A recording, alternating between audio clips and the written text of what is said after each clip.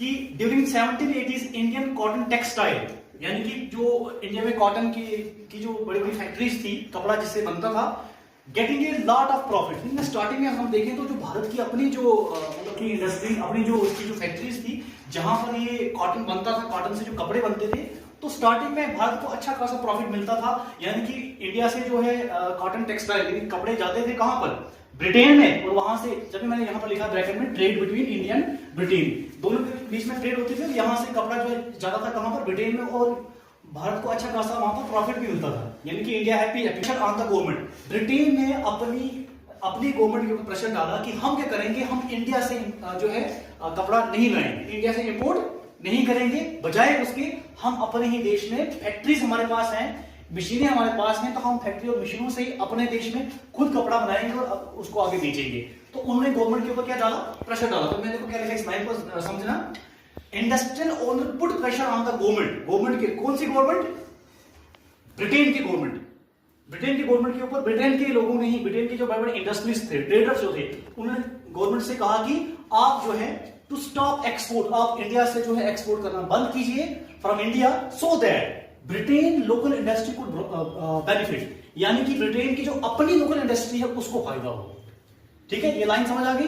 ये जो है उनका कहना था और वो अपने ही देश में बनाना चाहते थे।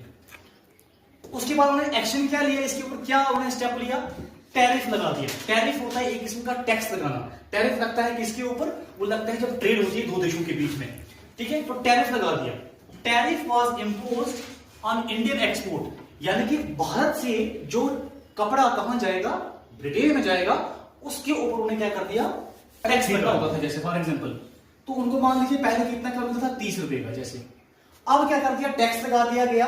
तो अब वही जो भारत से कपड़ा जाता है, भारत से, यानी कि अगर जैसे हम देखते हैं इंडिया से अगर ब्रिटेन तक, इंडिया से ब्रिटेन तक अगर कोई कपड़ा जा रहा है, पहले आता था 30 रुपीज का, अब उसके ऊपर टैरिफ बैरियर लगा दिया, मान लो 100 रुपए टैरिफ बैरियर लगा दिया, अब वो हो गया 130 रुपए का। मान लीजिए कि पहले जो है ब्रिटेन को वो कपड़ा 30 रुपए का पड़ता था, अब वो ब्रिटेन को कितने का पड़ेगा, 130 का।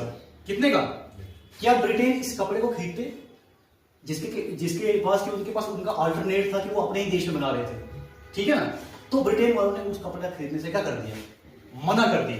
जब मना कर दिया तो इंडिया की जो कपड़े की डिमांड क्या हो गई, जाहिर सी बात कम हो गई, कम हो गई। अब उसका इंपैक्ट वो क्या देखने को क्या मिलता है, और आप देखो यहाँ पर डाटा मैंने लिखा हुआ है, रॉ कॉटन जो है वो बढ़ता चला गया। रॉ कॉटन मतलब क्या होता है, जैसे हम कॉटन इंडिया में प्रोड्यूस होता है, यानी कि अगर वो कॉटन एज किसी इंडस्ट्री